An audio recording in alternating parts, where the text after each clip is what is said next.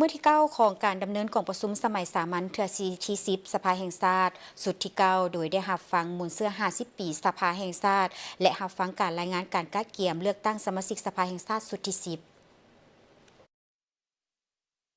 ท่านผู้ชมที่เคารพการดำเนินของประชุมสมัยสามัญเทื่อที่10สภาแห่งชาติสุดที่9ในมื้อที่9ของการดำเนินของประชุมนี้สำหรับภาคเช้านี้แม่นได้รับฟังเกี่ยวกับมูลเสื้อ50 ปีสภาแห่งชาติพร้อมกับรับฟังการรายงานการกะเกียมให้แก่การเลือกตั้งสมาชิกสภาแห่งชาติสุดที่10จากนั้นประธานสมาชิกสภาแห่งชาติก็ได้พร้อมกันประกอบคำคิดคำเห็นเข้าใส่บทรายงานเติมอีกเพื่อให้บทรายงานดังกล่าวนี้มีความสมบูรณ์โดยเฉพาะก็แม่นแต่ละหน้าเวียกเพื่อให้เวียกการดังกล่าวก็คือเวียกงานของการเลือกตั้งในครั้งนี้บรรลุผลสำเร็จตามคาดหมายที่วางไว้กองประชุมภายใต้การเป็นประธานของท่านคำใบดำรัสรองประธานสภาแห่งชาติท่านเจริญเฮียเปาเฮอรองประธานสภาแห่งชาติต่างหน้าคณะรับผิดชอบค้นคว้าและเฮียบเพียงประวัติของสภาแห่งชาติได้เผยแพร่มติกรมการเมืองศูนย์กลางพรรคฉบับเลขที่26ทับกมสพลงวันที่12กันยายน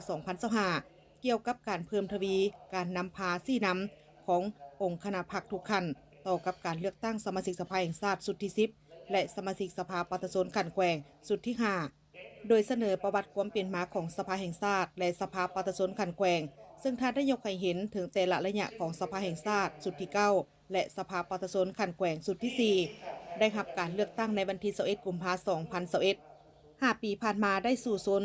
ผ่านพาอุปสรรคต่างๆปฏิบัติพลบทบาทและหน้าที่การเมืองของตนญาติได้ผลสำเร็จหลายอย่างที่พ้นเด่นประกอบส่วนอันสำคัญเข้าในการจัดตั้งปฏิบัติแนวทางเปลี่ยนแปลงใหม่ของพรรคเป็นต้นมติของประชุมใหญ่ครั้งที่11ของพรรคเพื่อสืบต่อปรับปรุงบูรณะระบบอำนาจแห่งรัฐขั้นต่างๆให้มีความเข้มแข็งนักแน่นและสร้างรัฐประชาธิปไตยปฏิรูปลาวเป็นรัฐที่ปกครองด้วยกฎหมายขึ้นสู่บาทก้าวใหม่จึงมีความจำเป็นต้องได้มีการกะเกียมและดำเนินการเลือกตั้งสมาชิกสภาแห่งชาติและสมาชิกสภาปฏิรูปขันแขวงสุดใหม่สืบต่อภารกิจของสภาแห่งชาติสุดที่9และสภาปฏิรูปขันแขวงสุดที่4อันที่สองนี้การกำเนิดสภาแห่งชาติและสภาปฏิรูปขันแขวงคือดังข้าพเจ้าว่าแล้วสภาแห่งชาติและสภาปฏิรูปขันแขวงอาจจะว่าได้ว่าแม้นมากผล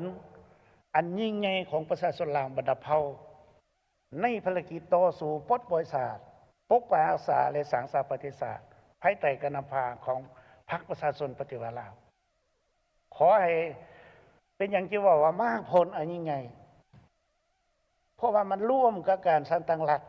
ตัวนี้แม่นมากผลของขบวนวิวัฒน์แห่งการต่อสู้ปฏิวัติอันละเอียดละเอียดเสียสละเลือดเนื้อทรัพย์สินชีวิตทรัพย์สินของประชาชนบรรดาเผ่าของชาติลาวบ่จักเท่าไหร่ที่งานมาได้ย้อนนั้นขอเข้าใจว่าสภาแห่งชาติสภาปฏิรูปขันแขวงเว้าเฉพาะรัฐแห่งสปปลาวเว้ารวมแม่นมากผลของการปฏิวัติของการต่อสู้ปลดปล่อยศาสตร์มากผลอันนี้เป็นของประชาชนของกำลังปฏิวัติของพังนำพาเห็นนะอันนึงจากนั้นท่านสุบรรณสวบุตรประธานกรรมาธิการเวียกงานสมาชิกสภาแห่งชาติต่างหน้าคณะกรรมการเลือกตั้งระดับชาติก็ได้รายงานการกะเกี่ยมการเลือกตั้งสมาชิกสภาแห่งชาติสุดที่10และสมาชิกสภาปฏิรูปขันแขวงสุดที่5และคำแนะนำของคณะกรรมการเลือกตั้งระดับชาติเกี่ยวกับการแต่งตั้งคณะกรรมการเลือกตั้งและคณะรับผิดชอบหน่วยปอนบัตรขันท้องถิ่น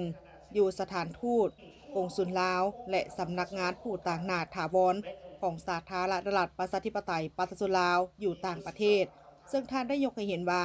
ภายหลังที่กรมการเมืองศูนย์กลางพรรคได้ออกมติฉบับเลขที่26ทับกมสพลงวันที่12กันยายน2025เกี่ยวกับการเพิ่มทวีการนำพาซี่นำขององค์คณะพรรคทุกขั้นต่อการเลือกตั้งสมาชิกสภาแห่งชาติสุดที่10และสมาชิกสภาปฏิรูปขันแขวงสุดที่5คณะประจำสภาแห่งชาติก็คือคณะกรรมการเลือกตั้งระดับชาติคณะประจำสภาแห่งชาติได้ออกมติฉบับเลขที่277ทับคปจลงวันที่7ตุลา2025ว่าด้วยการแต่งตั้งคณะกรรมการเลือกตั้งระดับชาติเพื่อเลือกตั้งสมาชิกสภาแห่งชาติสุดที่10และสมาชิกสภาปฏิรูปขันแขวงสุดที่5มีทั้งหมด21ทานหญิง6ทานโดยแม่นท่านประธานสภาแห่งชาติเป็นประธานมีกรมการเมืองศูนย์กลางพรรคจำนวน3ทานเป็นรองประธานและบรรดาท่านรองประธานสภาแห่งชาติต่างหน้าองค์การจัดตั้งพรรครัฐแนวลาวสร้างชาติสหพันธ์ดักพบเก่าแห่งชาติลาว องค์การจัดตั้งมหาชนขั้นศูนย์กลางเป็นกรรมการ และได้กำหนดเวียกงาน 13 เวียกต้นต่อและแบ่งการปฏิบัติออกเป็น 4 บาท 9 แม่นจะได้เริ่มจัดตั้งปฏิบัติแต่เดือนมังกรถึงท้ายเดือนกุมภาซึ่งได้กำหนดอยู่12เวียกในนี้แม่นขึ้นบัญชีผู้มีสิทธิ์ผู้บัญชีรายชื่อผู้สมัครรับเลือกตั้งเป็นสมาชิกสภาแห่งชาติสุดที่10และสมาชิกสภาประชาชนคันแขวงสุดที่5ในขอบเขตทั่วประเทศและประกาศรายชื่อผู้สมัครสมาชิกสภาแห่งชาติสุดที่10สมาชิกสภาประชาชนคันแขวงสุดที่5ประกาศจำนวนผู้มีสิทธิ์เลือกตั้งจัดพิมพ์และจัดส่งรูปประวัติผู้สมัครรับเลือกตั้งบัตรลงคะแนนเสียงและดำเนินการปอนบัตรตามกำหนดเวลาที่ได้กำหนดที่ได้วางไว้จากนั้นต่อกับบรรทัดดังกล่าวนี้มาฮอดปัจจุบันนี้ถือว่าคณะกรรมการเลือกตั้งระดับชาติกำลังค้นคว้าเกี่ยวกับการกำหนดโครงประกอบของสภาแห่งชาติโครงประกอบของสภาประชาชนคันแขวงและค้นคว้าโครงประกอบของผู้สมัครรับเลือกตั้งละเอียดอันนี้ทางคณะกรรมการเลือกตั้งจะได้เอกภาพและจะได้แจ้งให้ท้องถิ่นให้บรรดาท่านได้รับทราบตื้มภายหลังแน่นอนว่าสมาชิกสภาแห่งชาติสุดที่10นี้พวกเราได้กำหนดอยู่ในกฎหมายว่าโดยการเลือกตั้งแล้วแม่นจำนวน175ท่านอันนี้มันบ่เปลี่ยนแปลงแล้วมีแต่ว่าการกำหนดสัดส่วนจะอยู่สภาแห่งชาติเท่าใด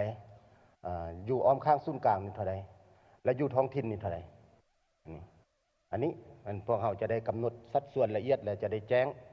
ฉะนั้นมันพัวพันถึงเขตเลือกตั้งต่างๆภายหลังที่ได้รับฟังการรายงานแล้วประธานกองประชุมก็ได้ให้ความเห็นเจาะจิ้มและให้ทิศชี้นำในการประกอบความเห็นของบรรดาท่านสมาชิกสภาแห่งชาติเข้าในบทรายงานเป็นต้นแม่นบทรายงานบอนใดที่เห็นว่ายังบ่ทันครบถ้วนโดยเฉพาะแม่นบาท9แต่ละหน้าเวียกที่วางไว้แล้วนั้นแม่นมีความแท้เหมาะแล้วหรือยังควรมีการเพิ่มเข้าหรือตัดออกแนวใด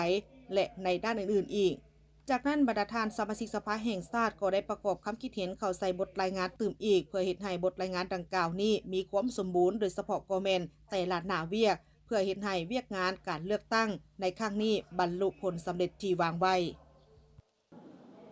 สำหรับภาคบ่ายในการดำเนินกองประชุมจะเป็นการผ่านมติของคณะประจำสภาแห่งชาติว่าด้วยการประดับเปลี่ยนกาละนึก50 ปีสภาแห่งชาติให้แก่บรรดากรรมการกรมการเมืองคณะเลขาธิการสมาชิกสภาแห่งชาติสุดที่1ถึงสุดที่9รัฐมนตรีเทียบเท่าเลขาพรรคนครหลวงแขวงรองรัฐมนตรีรองเลขาพรรคนครหลวงแขวงและคณะประจำสภาแห่งชาติขันแขวงตั้งแต่สุดที่3ถึงสุดที่4รายละเอียดจะมีขึ้นใดทีมข่าวโทรภาพแห่งชาติจะรายงานให้ท่านผู้ชมได้รับทราบเติมอีกอุดรถ่ายภาพพันงานสิริพงษ์รายงานจากสภาแห่งชาติ